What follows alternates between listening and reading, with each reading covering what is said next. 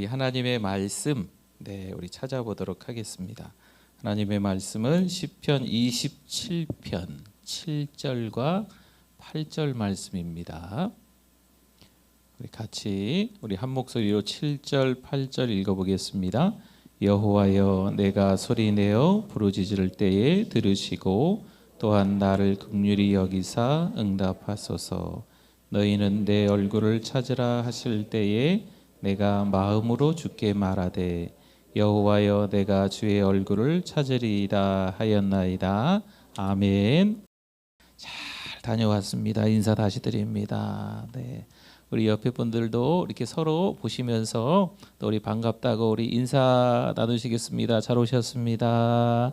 은혜 많이 받으세요. 네, 반갑습니다. 네. 몸에 배어 있다라는 말을 가끔 우리가 씁니다. 어떤 분들은요, 이 친절히 몸에 배어 있는 분들이 계세요. 또 이 말씀만 하면 얼마나 상대방을 기분 좋게 하는지 칭찬의 말, 축복의 말이 또 배어 있는 분들이 좀 계세요. 또 몸에 배어 있는 게 뭐가 있을까요? 아침에 일어나시면 기도하시죠? 네, 몸에 배어 있어야 되죠. 또 우리 아침에 일어나서 또 이렇게 양치도 하시고 세안도 이렇게 세수도 하시고 그러잖아요, 그렇죠? 또 때가 되면 또 식사도 하시고 이런 것도 몸에 배어 있는 것들의 일종이라고 할 수 있습니다. 그러니까 습관이죠, 습관. 그러니까 몸에 배어 있는 아주 좋은 습관들이 있기를 축원합니다. 몸에 배어 있는 사실 나쁜 습관들도 좀 있으세요. 입만 열면 이렇게 좋지 않은 이야기가 막 나오는 거죠. 또 이렇게 요즘에 이게 좀 선거가 얼마 안 남았잖아요. 우리도 나라를 위해서 금식하면서 이제 기도를 해야 돼요. 네, 기도하고 계시죠? 네, 그래서 기도하는데 아무튼 이렇게 저렇게 여러분 교회에서는요 이렇게 한쪽으로 치우친 얘기를 하시면 안 돼요. 네, 저마다 다 다르니까 저도 마찬가지고 앞에서 또 우리 성도님들도 마찬가지고 누구를 지지한다 그렇게 해갖고 서로 이렇게 불편한 관계 맺으시면 안 됩니다.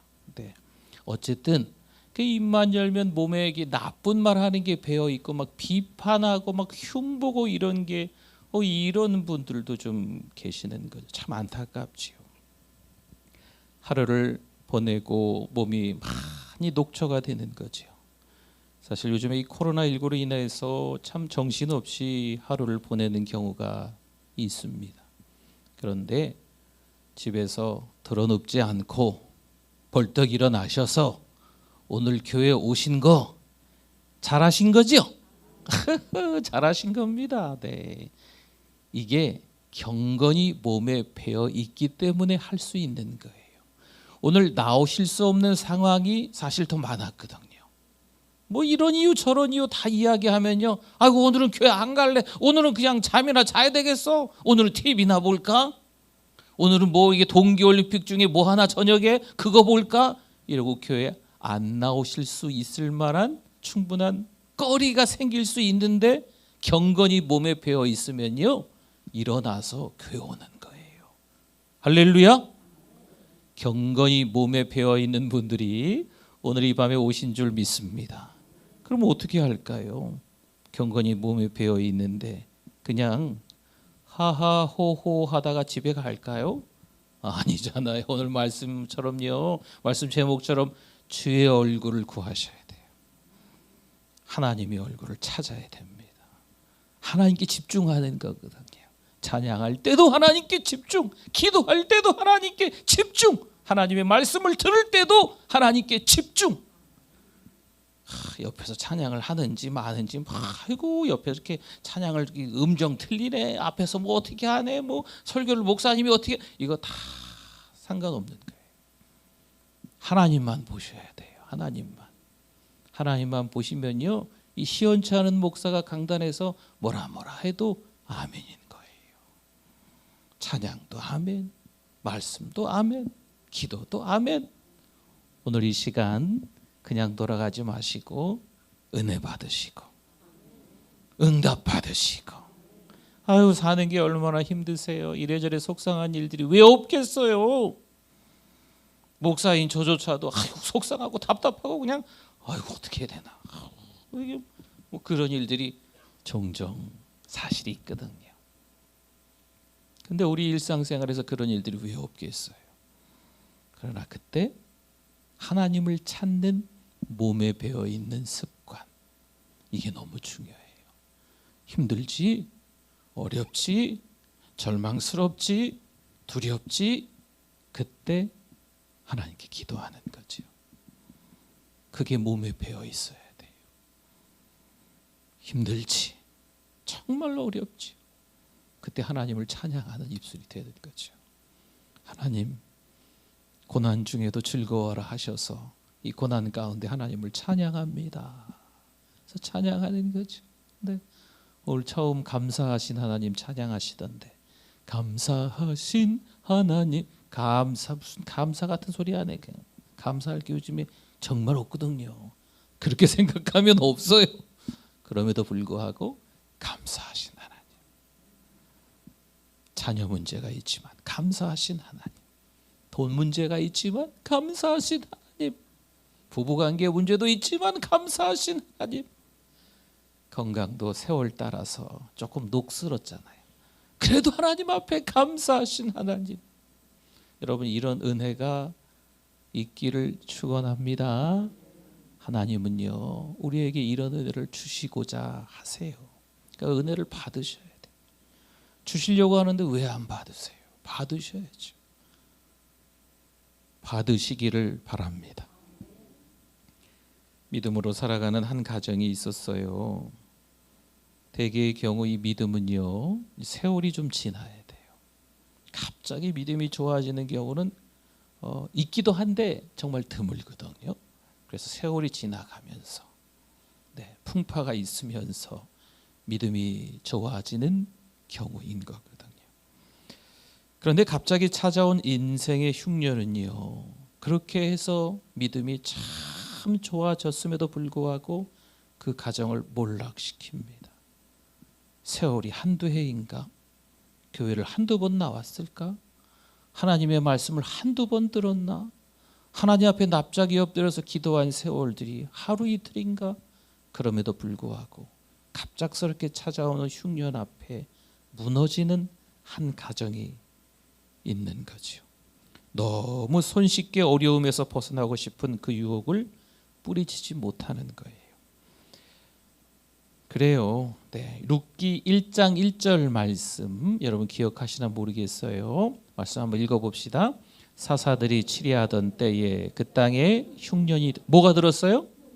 흉년이 들었어요. 이 흉년은요 적신호라고 할 수 있어요. 건강에 이상이 생기거나 자녀들에게 문제거리가 생기거나 돈의 문제가 생기거나 부부관계에 문제가 생기거나 아무튼 이런 게 다 흉년이라는 거죠. 유다 베들레헴의 한 사람이, 이 베들레헴은요 믿음의 가정이다라는 것을 보여주는 도시예요. 예수님이 나중에 이 베들레헴에서 태어나시잖아요. 베들레헴의 한 사람이 그의 아내와 두 아들을 데리고 어디로 갔어요? 이 모압은 세상을 비유하고 있기도 해요. 거리를 대략 이렇게 좀 찾아보니까 뭐 5km, 10km 뭐 되게 가깝더라고요. 이 베들레헴에서 모압까지가 아주 옆 동네 정도로 요단강만 건너면 되니까. 이 한 가정이 있었는데 믿음 생활을 너무 잘해 온 것처럼 보이는데 갑자기 흉년으로 인해서 그 가정이 몰락한 경우예요. 여러분 너무 안타깝죠. 우리의 가정들이 그러지 않기를 부탁드립니다. 힘들고 어려운 일이 있을 때 몸에 배어있는 이 경건, 이 습관이 누구를 찾아야 돼요? 하나님을 찾아야 돼요. 요즘에 가나안 교인 많이 듣게 되시죠. 거꾸로 해서 안 나가. 뭐 힘들고 어려우니까 교회 나갈 이유가 없는 거죠. 그렇게 오랜 세월 신앙생활을 해온 것 같은데 하나님께서 내 마음에 안 드는 거예요. 하나님이 내 마음에 안 드는 거죠. 그러니까 지금까지 신앙생활을 내 마음에 드는 하나님을 찾고 있었던 거죠. 그러니 가난한 교인이 된 거예요. 힘들고 어려운 일이 있을 때 교회에서 뛰쳐나갈 수밖에 없는 거죠.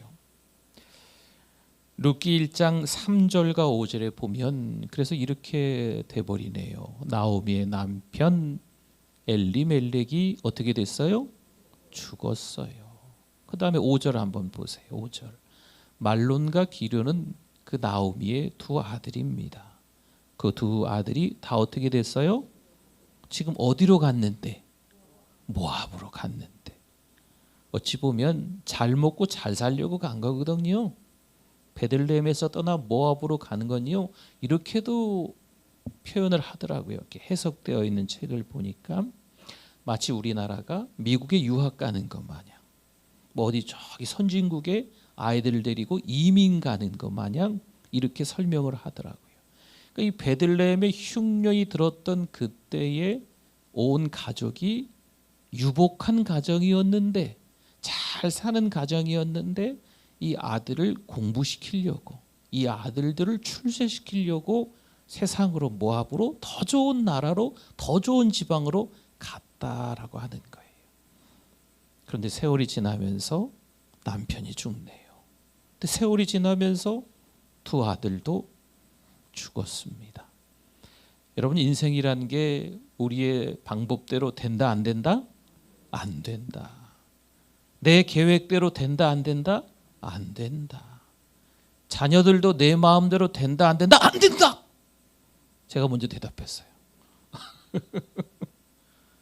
여러분, 자녀들이 여러분 마음대로 된다라고 생각하는 걸 빨리 내려놓으셔야 된대요. 그래야 여러분이 건강하게 예수님 잘 믿으시고 오래 사실 수 있으세요. 네. 머리가 덜 아파요. 그래야. 내가 키우는 것 같지만 누가 키우셔야 될까요? 자녀는 하나님이 키우셔야 돼요. 그렇죠? 가정에 돌아가는 여러 가지 큰 일, 작은 일, 대소사도 마찬가지입니다. 내가 뭔가를 할 수 있는데라고 생각하면 이제 그때서부터 더 힘든 거예요. 누가 하셔야 된다? 하나님이 하셔야 된다. 이 땅의 역사도 마찬가지입니다. 이 코로나도 마찬가지예요. 우리가 할 수 있는 게 사실 없는 것임을 너무 이번에 우리가 깨닫잖아요. 그렇죠? 뭐 주사 한 대 맞으면 될 줄 알았는데 2대 맞고 3대 맞고 또 4대째 맞아야 된다는 얘기도 있더라고요. 뭐 새로운 게 또 뭐 어디 백신이 들어왔다는 얘기도 있고, 뭐 너무나 이번에 우리가 깨닫는 거예요. 큰 걸 깨닫는 겁니다. 여기서 깨닫지 못하면 안 돼요. 여기서 깨닫지 못하고 다시 모압으로 세상으로 돌아가면 안 됩니다. 여기서 깨닫지 못하고 교회를 등지고 하나님과 더 멀어지면 안 돼요. 이때 하나님은 우리가 뭐 하기를 원하실까요? 하나님의 얼굴을 찾기를 원하시는 거예요. 오히려 이때 하나님께 기도하기를 원하시는 게 하나님의 심중이에요. 얘들아, 얘야, 힘들지? 절망스럽지? 두렵지?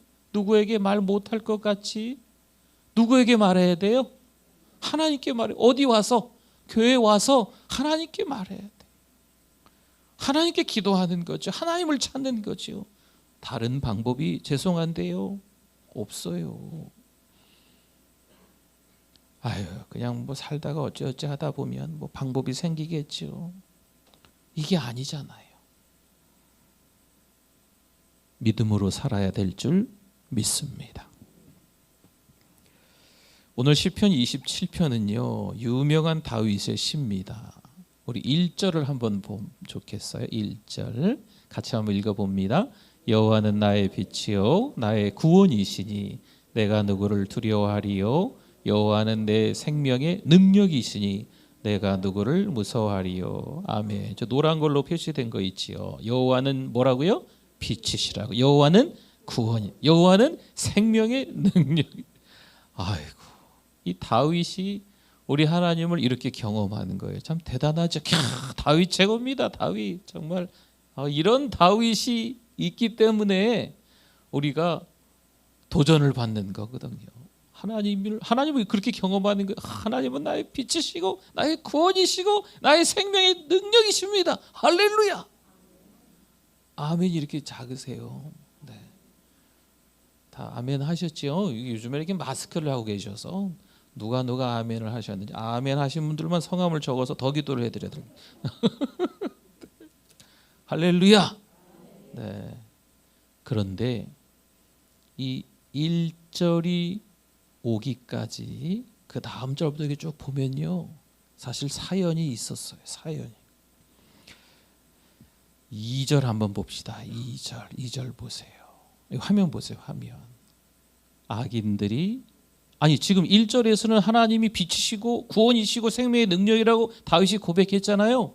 근데 2절 가보니까 악인들이 내 살을 먹으려고, 요즘 만만치 않은 일이 생긴 거예요.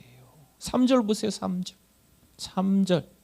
군대가 나를 대적하여. 지금 다윗이 자기 아들 압살롬의 반역을 지금 경험하고 있는 중인 것 같아요. 그때쯤인 것 같아요. 이 말씀. 아들 압살롬이 군대를 일으켜서 아버지 다윗을 죽이려고 하는 거예요. 자기가 왕이 되려고. 이거 얼마나 괴로울까요?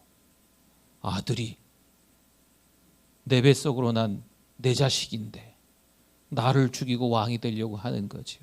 물론 역사적으로 이런 일들이 많이 있기는 했지만 여러분, 이 아버지의 마음이 얼마나 절망스럽고 괴롭겠어요. 네. 루터가 종교 개혁을 시작했습니다.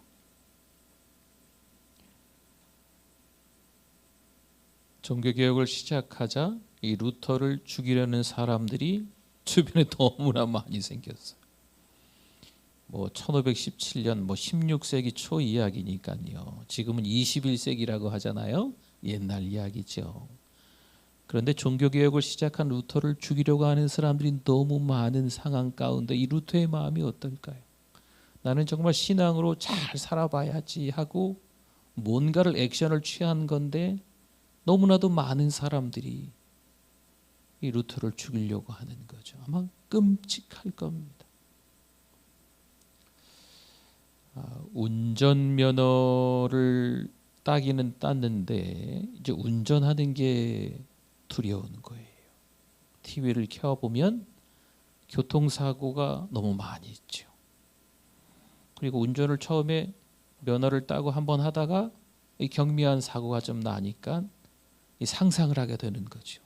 너무 큰 사고를 경험하면 어떻게 될까? 무서워. 그러니까 운전면허를 따고 장롱 깊은 곳에 면허증을 놓았다 그래서 무슨 면허? 장롱면허라고 하잖아요. 면허증은 있는데 운전해 본 적이 너무 옛날이야. 그리고 지금 운전하려면 무서워서 못해요. 너무 큰 사고를 받고, 그리고 그 큰 사고가 나에게 일어나면 어떻게 될까? 막 두려움이 오니까 할 수가 없는 거죠. 사실 요즘에는 이게 운전을 많이들 하고 다니시잖아요. 그렇죠? 네. 그런데 이 운전이 너무 무섭고 두렵기는 해요. 그럼 면허증은 소용이 없지요. 이제는 필요가 없게 되죠. 그렇죠? 인생을 살다 보니까 정말 나를 힘들게 하는 사람들이 아주 가까이에서 때로는 멀리서 있습니다. 근데 나를 힘들게 하는 사람들만 생각하면요, 아무것도 할 수 없는 거예요. 다윗도 루터도 운전자들도 마찬가지입니다. 나를 힘들게 하는 게 나를 옥죄고 있는 거죠. 여러분, 좀 뛰어넘읍시다. 그렇죠? 저도 좀 뛰어넘고 여러분들도 좀 뛰어넘고 하나님을 더 사랑하는 우리들, 교회를 더 사랑하는 우리들, 성도를 더 사랑하는 우리들이 되실 수 있기를 축원합니다. 정말 하나님께서 우리에게 기대하고 계시는 걸 거예요. 오늘 말씀에 다윗은 어떻게 했을까요? 3절 한번 다시 보세요. 3절을 보시면 끄트머리 보세요. 끄트머리. 군대가 어쩌고 막 두렵고 막 전쟁이 일어나서 나를 치료한다고 하는데 끄트머리 노란 거 한번 읽어볼까요? 나는 여전히 태어나리로다. 아멘. 이야, 여러분, 이 상황에 태어나다고 하는 거죠. 아들이 군대를 앞세워서 나를 죽이려고 하는데 나는 괜찮습니다. 나는 두렵지 않습니다. 왜요? 여호와는 나의 빛이시고 나의 구원이시고 나의 생명의 능력이 되시기 때문입니다. 4절 볼까요? 4절. 4절은 같이 한번 읽어봅니다. 내가 여호와께 바라는 한 가지 일 그것을 구하리니 곧 내가 내 평생에 여호와의 집에 살면서 여호와의 아름다움을 바라보며 그의 성전에서 사모하는 그것이라. 아멘. 이 노란 부분 보세요. 내 평생에 여호와의 집에 살면서 말씀하죠. 내 평생에 여호와의 집에 살면서. 여러분, 사방에 우겨쌈을 당해도요, 절망스러운 일들이 마치 은행 가서 번호표 뽑듯이 그 다음 하나 해결되면 또 생기는 것 같고, 또 하나 있는데 또 여러 가지들이 또 오고 막 이런다고 할지라도 여호와의 집을 찾는 게 중요한 거예요. 벌떡 일어나야 돼요. 벌떡 일어나서 하나님을 찾는 거죠. 이게 경건이라니까요. 여러분, 경건은요, 흉내내는 게 아니에요. 경건을 흉내내고 언젠간 들통나요. 네, 가짜인 게. 정말 친절한 사람이 몸에 배인 것 같아. 친절히. 근데 이게 아니요. 연기였던 거죠. 연기. 네. 교회에서는 친절한데 집에서는 안 친절한 거죠. 직장에서도 안 친절한 거죠. 교회에서는 너무 친절한 어떤 분인데, 성도님인데 다른 데 가서는 안 그런 거예요. 이 뭐가 좀 이상하지요. 진짜 몸에 배어있는 경건이라면요, 교회에서나 가정에서나 직장에서나 주변 분들과의 만났을 때 똑같아야 돼요. 이걸 일관성이라고 하거든요. 일관성이 있어야 돼요. 몸에 배어있는 아주 좋은 습관. 그러니까 우리가 하나님을 찾고자 하는 그런 열심들이 흉내로서는 안 돼요. 목사 예외 아닙니다. 우리 장로님들도 계신, 죄송합니다. 장로님들도 예외 아니에요. 신앙생활 오래 하시는 우리 어르신들 많이 계신데 우리 어르신들도 예외 아니에요. 하나님을 찾고자 하는 그런 훈련. 힘들고 어려울 때 하나님, 주여, 아버지, 땅이 꺼져라고 한숨 쉬는 게 아니고 아버지를 찾아야지. 아이고, 내 팔자가 이렇게 세서 팔자 타령을 하는 게 아니고 누구를 찾아야 돼요? 하나님을 찾아야죠. 저에게 그런 경건의 습관이 있도록 기도해 주시고, 또 여러분들도 서로 같이 볼 때마다 기도해 주셔야 돼요. 우리 장로님, 우리 권사님, 우리 집사님, 성도님, 우리 젊은 청년들, 다음 세대들, 이 세상을 살아갈 때 하수상에서 너무 복잡한 일들이 많을 텐데 그때마다 누구를 찾아요? 하나님을 찾는 자들 되게 하여 주옵소서. 이렇게 기도해 주셔야 됩니다. 5절을 한번 볼까요? 5절 같이 한번 읽어봅니다.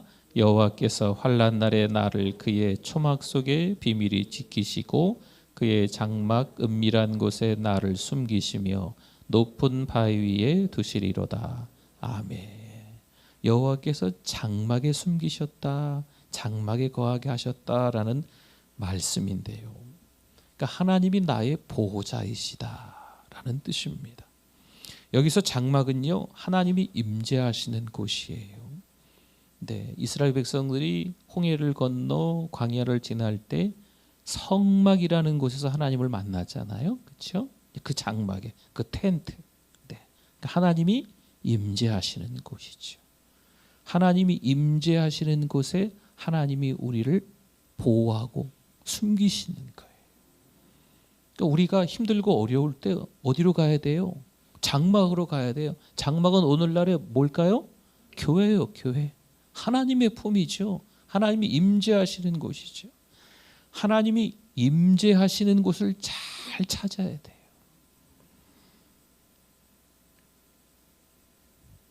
이게 이스라엘 나라가 있고 그 위에 보면 이제 아람이라는 나라가 성경에 보면 있었습니다. 예전에 군대 장관 나만 이 아람 나라의 군대 장관이었거든요. 그러니까 이제 그 시절쯤 되는 것 같아요. 비슷한 조금 이렇게 전후 정도 되는 것 같은데 이 아람이 강대국이었을 때가 있었거든요. 이 이스라엘을 쳐 들어가서 이제 뭔가 좀 전쟁의 승패를 좌우할 만한 뭔가 이렇게 좀 깃발을 꽂고 싶은 거예요. 근데 뭐 쳐들어가기만 하면 꼭 미리 그 길목에 이스라엘 군이 아는 것처럼 주둔하고 있어가지고 자꾸 막는 거죠. 전쟁이 되질 않는 거예요. 분명히 남 몰래 이 아람 나라에서 아주 비밀리에 막 회의하고 해가지고 우리 몰래 밤에 쳐들어가자 막 이렇게 가는데 꼭 그 길목에 누가 있어요? 이스라엘 군대가 있는 거죠. 그래서 여차여차 알아보니까 이게 다 이유가 있는 거예요. 그 이스라엘 나라에 엘리사라는 선지자가 있어서 그 모든 걸 다 알고 있다는 거죠. 그러니 어떻게 하겠어요? 이 아람 왕이 요즘 말로 하면 열받은 거죠. 열받아 가지고 말과 병거와 많은 군사를 한밤중에 엘리야가 살고 있는 그 성읍에 보냈어요. 그리고 그 성읍을 뺑 둘러쌌습니다. 누구를 죽이려고? 엘리사 하나만 먼저 죽이면 이스라엘 땅은 우리 거다 해서 지금 뺑 둘러 포위하는 거예요. 꼼짝없이 엘리사는요, 뭐 안타깝지만 죽을 위기입니다. 어떻게 됐을까요? 열왕기하 6장 15절 16절 말씀에 보니까 하나님의 사람의 사환이 종이죠. 종 엘리사의 종이 일찍 일어나서 아마 앞마당을 쓸던지 아마 그런 것 같지요. 나가보니 군사와 말과 병거가 성읍을 에워쌌는지라. 그의 사환이 엘리사에게 말하되 엘리사에게 이제 푸념을 떠는 거예요. 한숨 쉬는 거죠. 아이고 내 주여 엘리사시요 우리가 이제 꼼짝없이 죽었습니다. 이렇게 이야기하는 거예요. 16절 대답하되 엘리사가 대답하는 거예요. 두려워하지 말라. 우리 같이 읽어볼까요? 우리와 함께한 자가 그들과 함께한 자보다 많으니라 하고 아멘. 여러분 이거 아멘 하셔야 돼요. 여러분 힘들고 어려운 일이 왜 없으시겠어요? 그러나 그 힘들고 어려운 일들을 종류로 해서 여러 가지 너무나 많다고 해도 하나님의 사랑이 더 많은 거예요. 그 고통이 너무 커도요 하나님의 은혜가 더 큰 거죠. 아멘. 엘리사 선지자만 그걸 경험하는 게 아니고 오늘을 살아가는 우리들도 경험해야 될 줄 믿습니다. 그래서 엘리사가 기도합니다.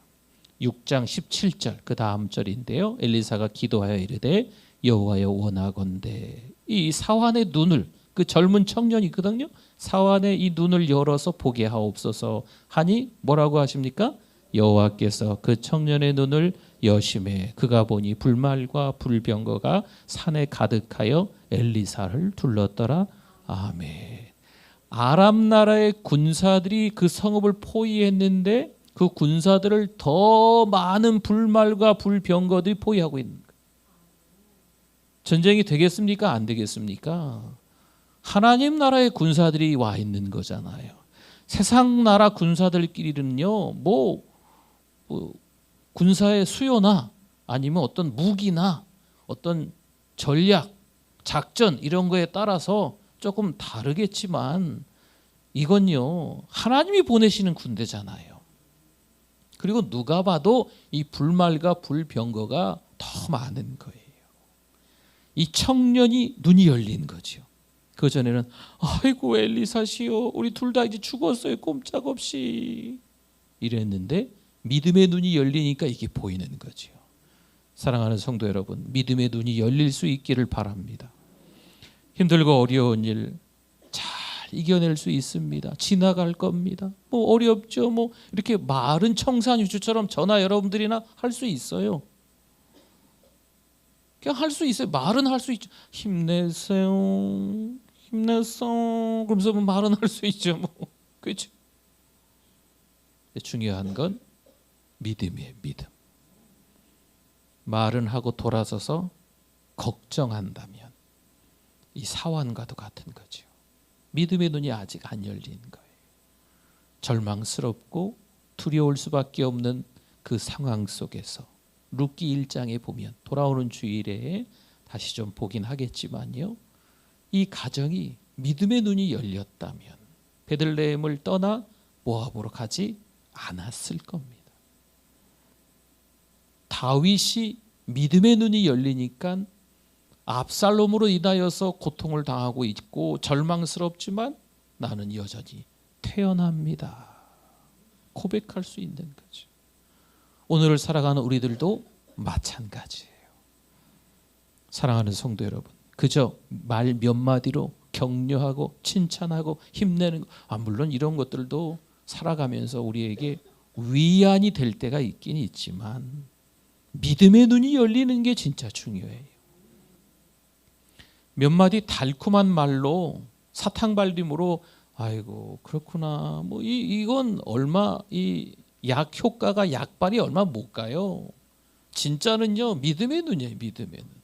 믿음의 눈이 열려야, 믿음의 귀가 열려야, 믿음의 입술이 되어야 우리가 진짜 하나님을 고백하는 거예요. 하나님을 고백하는 삶이 무엇인지는 주일날 말씀을 나눌 거거든요. 그럼 진짜 믿음의 눈이 열리면 고백하는 거예요. 사탄은요 끊임없이 우리를 지치게 합니다. 꼼짝없이 이젠 끝났구나 생각 들게 해요. 하나님이 널 버렸어. 자꾸 우리에게 그런 마음을 주게 하는 거죠. 우리 누가복음 15장쯤에 가보면요 둘째 아들 탕자가 아버지가 살아 생전에 계시는에도 불구하고 유산을 미리 받아가지고 떠나지요. 그렇죠? 다른 나라로 가잖아요. 근데 어떻게 됐을까요? 다 낭비하고 굶고 있는 거예요. 그때 사단이 와서 또 속삭일 수밖에 없어요. 넌 혼자야. 네가 한 일을 생각해봐. 네가 그 집의 아들이냐? 돌아가도 아버지가 안 받아줄 거야. 그러나 이 탕자가 해야 될 거 딱 한 가지 있어요. 뭐라고요? 돌아가야 합니다. 그렇죠? 이 사단의 속삭임, 이 절망스러운 마음을 이겨내고 아버지에게로 돌아가야 살 수 있는 거예요. 7절 한번 봅시다. 7절 같이 한번 읽어주세요. 여호와여 내가 소리내어 부르짖을 때에 들으시고 또한 나를 긍휼히 여기사 응답하소서. 아멘. 이제 말씀 몇 구절도 보고 우리 찬양 하나 하고 기도할 거거든요. 여러분 기도할 때 뭐 1분 기도해도 좋아요. 10분 기도하셔도 좋고 더 기도하셔도 좋고. 근데 간절히 기도하셔야 됩니다. 그렇죠? 8절 한번 봅시다. 8절. 같이 읽어봅니다. 너희는 내 얼굴을 찾으라 하실 때에 내가 마음으로 주께 말하되 여호와여 내가 주의 얼굴을 찾으리이다 하였나이다. 아멘. 주의 얼굴을 찾는 거. 여러분 오늘 그게 제일 중요한 거예요. 누구 얼굴을 찾아요? 힘들고 어려우니까 돈 많은 누가 좀 나에게 돈 좀 꿔줬으면 좋겠. 의사를 좀 잘 만나서 어떻게 좀 됐으면 좋겠. 이런 게 아니에요. 그렇죠? 좋은 백신 어떻게 해가지고 모르겠어. 그까지는 모르겠어. 아무튼 뭐 이런 거 저런 거 상관없이 우리는요 누구를 봐야 돼요? 하나님을 봐야 돼. 하나님을 찾아야 돼요. 이게 중요한 거예요. 여기서 찾으라라는 말은요 집중하라는 거예요. 집중하라. 내 계획에 집중하지 말고 누구에게 집중하라? 하나님께 집중하라는 거예요. 5절 한번 다시 봅시다. 5절 보시면 여호와께서 환난 날에 나를 그의 초막 속에 비밀히 지키시고 그의 뭐요? 장막 은밀한 곳에 나를 숨기시며 높은 바위에 두시리로다. 아멘. 여기서 이 말씀은요 우리가 할 수 없다라는 것을 인정하라는 거예요. 우리의 무력함을 인정하고 누구는 하실 수 있다? 하나님은 하실 수 있다라는 것으로 우리의 신앙이 이제는 바뀌어야 돼요. 아이고 뭐 내가 할 수도 있는데 뭐 이건 하나님 제가 알아서 할게요. 이 정도는 하나님 제가 알아서 하지요. 아니 언제부턴가 성경을 많이 알아서인지 예배를 많이 드려서인지 언제부턴가 저나 여러분들 가운데 이런 게 생겼어요. 여러분 자기 부인이 그래서 중요한 거예요. 자기 부인 내려놓으셔야 돼요. 내가 하는 게 아니고 누가 해요? 하나님이 하시는 것을 인정해야 돼요. 그럼 그때서부터 하나님이 일하시기 시작하는 거죠. 이스라엘 백성들이 출애굽을 하고 홍해를 건너 광야를 지나 가나안이 보이는데 이 가나안 땅의 지도자인 모세가 들어가지 못하고 가나안을 바라보고 죽습니다. 뒤이어서 누가 지도자가 됐을까요? 여호수아가 지도자가 됐지요. 여러분 여호수아가 얼마나 벌벌 떨었겠어요. 그때 하나님께서 여호수아에게 하신 말씀, 여호수아 1장 8절 말씀 같이 한번 읽어봅시다. 이 율법책을 내 입에서 떠나지 말게 하며 주야로 그것을 묵상하여 그 안에 기록된 대로 다 지켜 행하라. 그리하면 내 길이 평탄하게 될 것이며 내가 형통하리라. 아멘. 여러분 다른 거 없어요. 하나님의 말씀을 붙들어야 돼요. 성경 말씀 읽고 듣고 쓰고 외우고 암송하고 다른 거 없어요. 어려운 이 시기를 이겨낼 수 있는 방법은 말 잘하는 사람 옆에서 좀 듣다 보면 그렇구나 이게 아니에요. 여러분 신앙의 위기를 겪다가 몰락하는 가정들 주변에 믿음의 사람들이 주변에 없겠어요? 왜 없어요? 많지요. 그분들이 교회를 한두 번 나오셨겠어요? 예배를 한두 번 드렸겠냐고요. 여러분 진짜 중요한 건요. 하나님을 만나야 돼요. 숱한 시간들을 보내면서 하나님을 만나지 못한 거죠. 그러니 위기가 왔을 때 그냥 이 쓰나미처럼 같이 밀려가는 거예요. 그러니까 지금 중요한 것은 이 말씀을 묵상하는 거예요. 말씀을 읽는 거예요. 말씀을 써보세요. 소리내서 읽어보세요. 나에게 하시는 하나님의 말씀을 고백할 수 있어야 돼요. 성경을 읽다가 하나님이 어떤 분이신지 다윗처럼 여호와는 나의 빛이시요 여호와는 나의 구원이시요 여호와는 내 생명의 능력이십니다. 이 고백이 있어야 아들 압살롬이 그렇게 못되게 굴어도 나는 여전히 태어납니다. 이 고백이 나올 수 있는 거예요. 여호수아 1장 9절을 한번 볼까요? 자 여기 보니까 내가 내게 내 명령한 것이 아니냐 하면서 노란 거 뭐라고 적혀 있어요? 강하고 담대하라. 여호수아에게 강하고 담대하라. 오늘 14절을 한번 보세요. 시편 27편 14절 같이 읽어봅시다. 너는 여호와를 기다릴지어다 강하고 담대하며 여호와를 기다릴지어다. 아멘. 강하고 담대해야만 합니다. 이 14절이 시편 27편의 맨 끝절이거든요. 이 강한 게 뭘까? 어떤 목사님이 어디서 찾아서 이렇게 설명을 해주시더라고요. 두 사람이 검과 검의 대결이에요. 칼싸움을 하는데 칼이 부러졌어요. 안 부러진 칼이 있죠? 안 부러지는 칼을 들고 있는 게 강한 거예요. 이 원어적인 의미로 해석을 그렇게 한답니다. 안 부러지는 칼, 그러니까 이게 외적인 거죠. 외적인 거. 그럼 담대한 건 뭘까?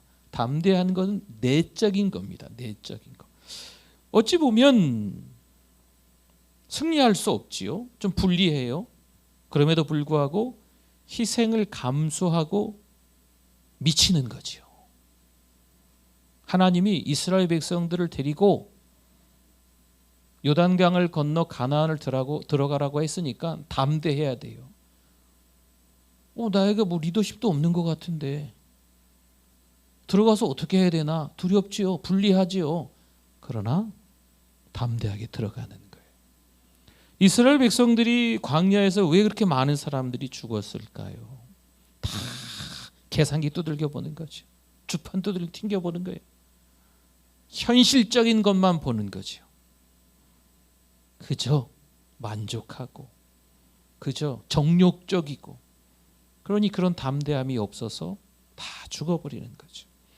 세상에 돌아가는 것에 너무 관심이 많아졌습니다. 우리 모두가요. 세상에 돌아가는 것에 너무 민감해졌어요. 그러면 그 민감한 것에 비해서 성경에 대해서는 더 관심이 많아졌는가? 아니에요. 그렇지 않아요. 그런 말이 있더라고요. 돈 많은 사람이 신앙생활 잘하기는 좀 드물다. 부자가 신앙생활 잘하면 정말 대단한 거예요. 드물다는 거죠. 세상에 여러 가지 돌아가는 걸 다 알면서 신앙생활을 잘하는 게 쉽지 않은 거예요. 여러분, 너무 세상 것에 눈 돌리지 마시고 주의 얼굴을 찾기를 바랍니다. 그게 우리에게 중요한 거예요. 하나님께 집중하는 것. 오늘 이 밤 하나님께 집중하실 수 있기를 바랍니다.